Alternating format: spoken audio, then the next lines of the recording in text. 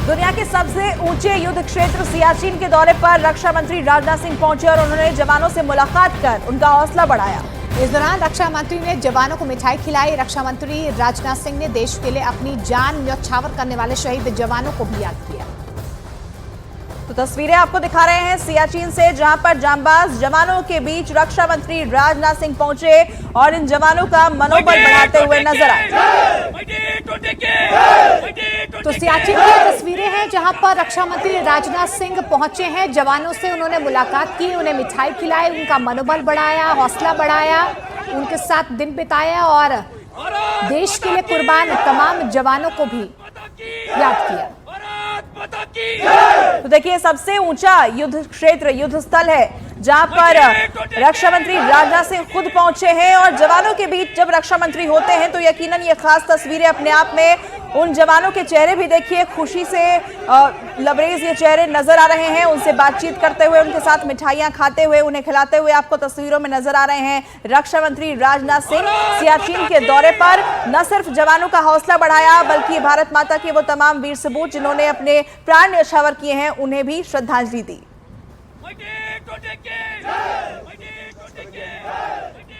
विश्व के सबसे ऊंचे रण क्षेत्र में सियाचिन ग्लेशियर पर हिमालय जैसे ही अडिग होकर आप जिस तरीके से देश की सुरक्षा कर रहे हैं, उसके लिए मैं भारत का रक्षा मंत्री होते हुए आप सभी का अभिनंदन करता हूं।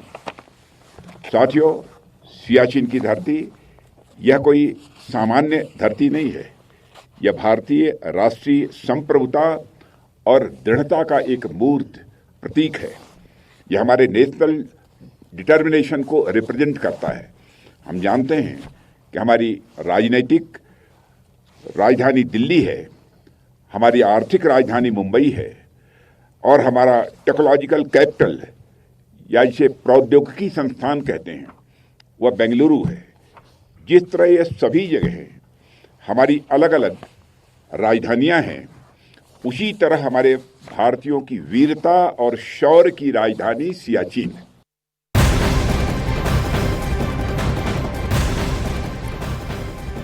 और इस बीच बड़ी खबर आपको बता लें, दिल्ली के गाजीपुर में कूड़े के पहाड़ में लगी आग पर काबू पा लिया गया है। गाजीपुर दमकल विभाग ने आग पर कंट्रोल पाने का दावा किया है। आपको बता दें कि कूड़े के पहाड़ में आग रविवार को करीब शाम 6 बजे के आसपास लगी थी।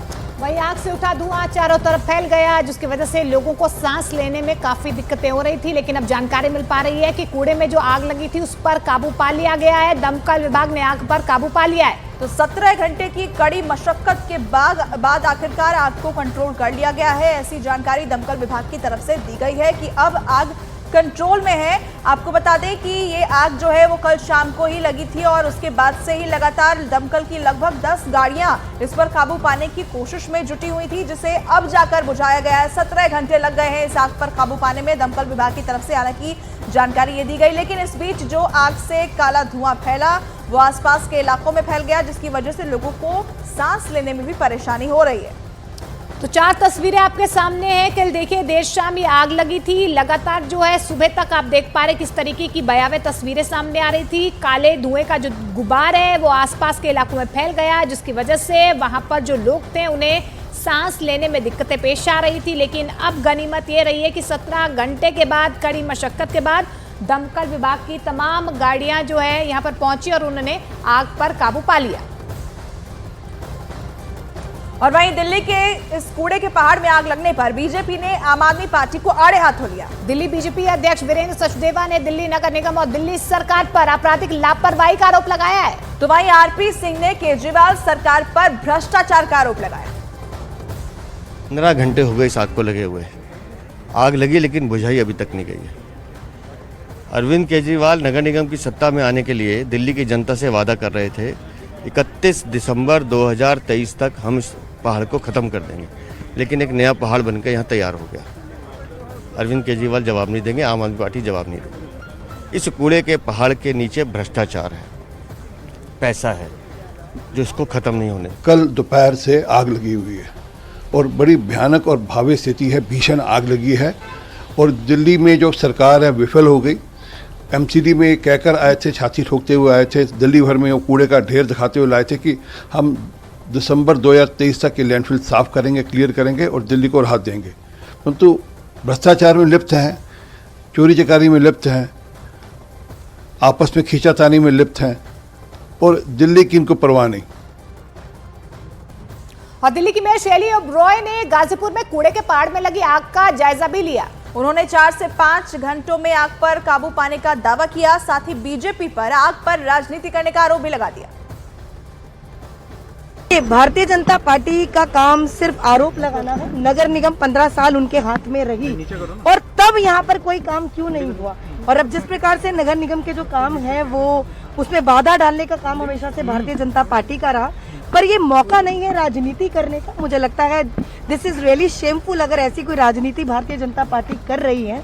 हम सबको मिलकर जनता के भलाई के बारे में सोचना है, आसपास की जनता जिनको परेशानी ना हो उनके बारे में सोचना है। अधिकारियों का धन्यवाद करना चाहूंगी और अभी भी आप देख सकते हैं कि तमाम यहाँ पर फायर ब्रिगेड की गाड़ियां, फायर डिपार्टमेंट का भी धन्यवाद करना चाहूंगी। बात हो जनता की या मौसम हो चुनाव का, मुद्दा हो देश का या दुश्मन पर प्रहार का, हर खबर की होगी मुकम्मल पड़ताल। मांगेंगे सबसे जवाब, उठाएंगे हर सवाल। खबर के हर पहलू पर बजेगा नगाड़ा, क्योंकि यह है जनता का अखाड़ा। नमस्कार, मैं हूं आनंद नरसिम्हन।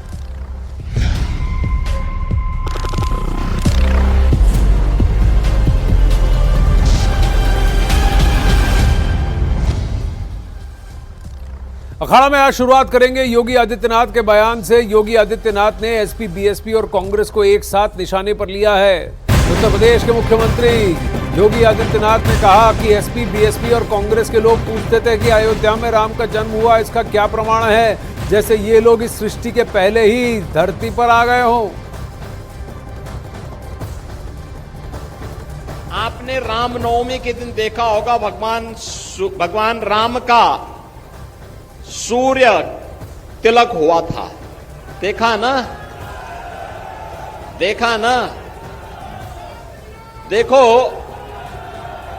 एक तरफ कांग्रेस थी, एक तरफ कांग्रेस थी, समाजवादी पार्टी थी, बहुजन समाजवादी पार्टी थी।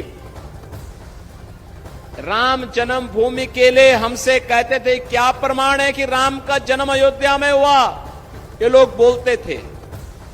और इन दलों ने तब ये भी कहा था कि राम और कृष्ण तो हुए ही नहीं, जैसे कि इस सृष्टि के पहले कांग्रेस, सपा और बसपा ही पैदा हो गए थे, बाकी तो कोई हुआ ही नहीं था। ऐसा दिखाने का प्रयास कर रहे थे। बहनों और भाइयों, वो तो मोदी जी का प्रताप है, इनका झूठ फेल हो गया और मोदी जी के कारण 500 वर्षों का इंतजार समाप्त करके